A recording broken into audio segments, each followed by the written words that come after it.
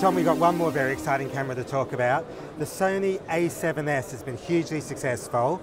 So many people are raving about it. I know people that have bought it and they love it.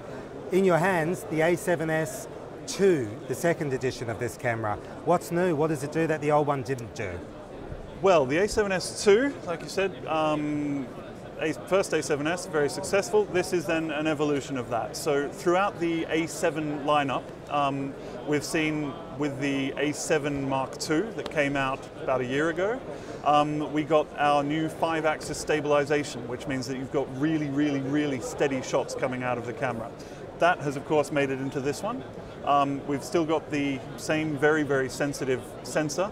So we've had people out in the field shooting with this, being able to shoot stuff no one's ever seen before. Being able to shoot things like fireflies, which no camera has been able to pick up before. So there's been some very exciting stuff there. There's a slightly different form factor to it. We've now got a grip on the side here, which we didn't have previously. That is coming from the A7R, so this is the same form factor as the A7R Mark II. One of the key things, of course, is that we now do internal 4K. That's been the big thing that people have been asking for. Of course, you can still run it out and record off board if that's what you want to do, but we've now included in the XAVC-S format, 3840x2160 QFHD raster that you can record internally at 100 megabits. Okay, so the same bit rate that the FS5 has. Exactly. The only thing I find about those really little cameras is they can be a bit fiddly to work with because you've got menus to burrow through, and the bigger cameras have all the switches accessible. But in terms of image quality, I'm sure that would compare quite favorably to something like an FS5, would you agree, or am I off track there? Absolutely, they'll compare. And of course, we've also got S-Log included in this as well, which means that in terms of mixing these and mixing them with the F5, F55, F65, FS7, that's going to be a very simple workflow for matching the colors and making sure that everything's coherent across a production. So, of course, we need to remember, this is a DSLR. That's what it does. It takes still pictures. It happens to shoot as well, and it shoots very well.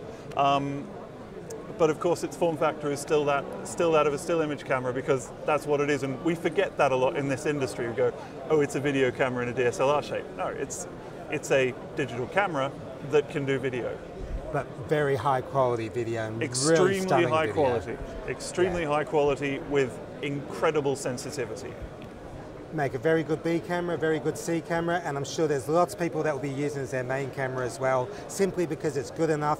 And there's always something nice about the smaller the cameras get, the more portable they are. And of course, people always say the camera you have with you is always the best camera, and something like that's easy to take with you. Absolutely, and I mean, it's such a small thing. Again, it's using our E-mount system, which is very flexible. So if you take this out as a B camera with the FS5 or the FS7 or any of the other cameras that we've got, I mean, that little body there, you can just slide that into one of the spaces in your camera bag and make sure you've got that there as well, which is always going to be useful. Definitely, even just as a backup camera, or when you need something of that very small size.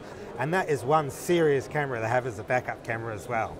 Very much so. No, it's again, a huge amount of power in a very small package.